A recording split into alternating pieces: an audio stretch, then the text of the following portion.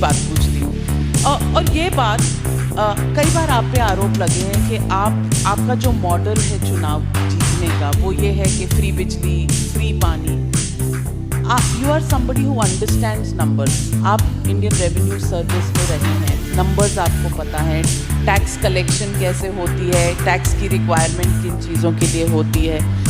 क्या ये फ्री के जो पॉपुलिस्ट बांटने की इलेक्शंस के दौरान जो ये एक आदत सी पॉलिटिकल पार्टीज में बन गई है, क्या ये लॉन्ग टर्म सस्टेनेबल है? क्या ये गुड पॉलिटिक्स है? बहुत अच्छी पॉलिटिक्स है, सबको करनी चाहिए। मैं आपको बताता हूँ क्यों। इसकी इकोनॉमिक्स भी समझाता हूँ आपको और इसकी पॉलिटिक्स भी समझाता हूँ। सबसे पहली बेसिक बात, इन सारे मंत्रियों को और इन सारे एमएलएस को बिजली फ्री मिलती है। इनको जब बिजली फ्री मिलती है तो उसको फ्री भी नहीं बोलते, और जब जनता को इनको 4-4 हज़ार यूनिट बिजली फ्री मिलती है महीने की, और मैं जनता को 200 यूनिट फ्री बिजली देता हूँ तो इनको सबको तकलीफ होती है। क्यों? अगर इन मंत्रियों को जो फैसिलिटी मिलती है मैं अपनी जनता को देना चाहता हूँ तो इनको क्यों तकलीफ होती है? इन सारे मंत्रियों को और एमएलएज और एमपीज़ का सारा इलाज का खर्चा फ्री है। कोई बीमार हो जाए इनके घर का सारा फ्री है।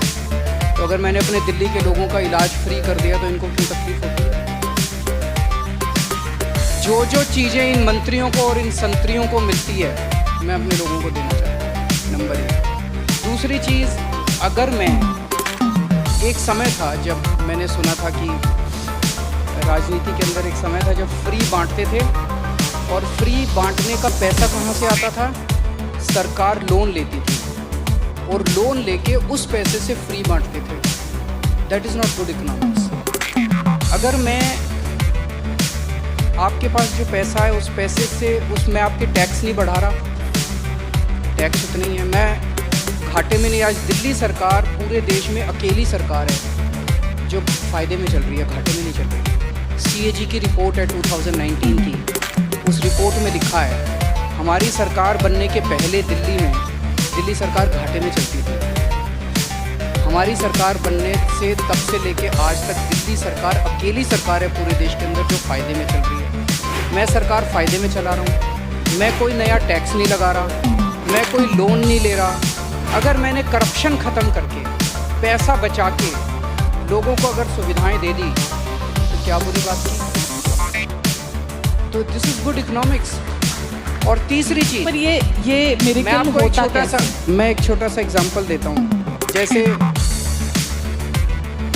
ये फ्री दवाइयों वाला कैसे सिलसिला चालू हुआ, ये बड़ा इंटरेस्टिंग है। हमने एक फ्लाईओवर बनवाया, उस फ्लाईओवर की 325 करोड़ रुपए की एस्टिमेटेड कॉस्ट थी, वो शायद 200-250 करोड़ रुपए में बन गया, तो 125-150 करोड़ रुपए उसमें बच गए।